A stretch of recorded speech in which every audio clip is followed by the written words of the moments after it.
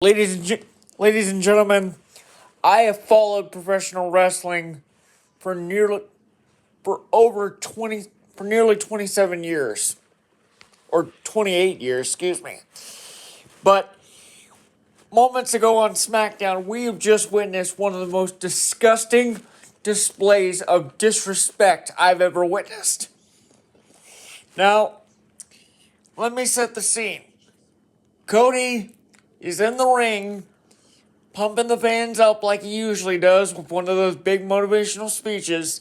Next thing you know, we see Drew McIntyre on the giant screen.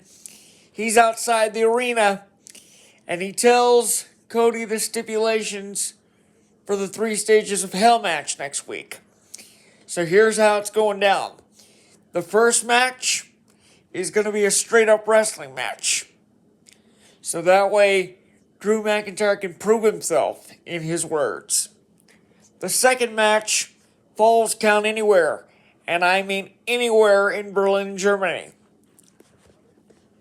And if necessary, if the match goes to a third fall, then they're gonna do battle in an old school steel cage match. But then things took a rather serious turn because Drew McIntyre revealed that he let himself in on Cody's home away from home and saw himself to a few personal items, including a very sentimental picture of Cody Rhodes and his late father, Dusty, the American Dream, Dusty Rhodes. So, and remember the stipulation laid down by Nick Aldis.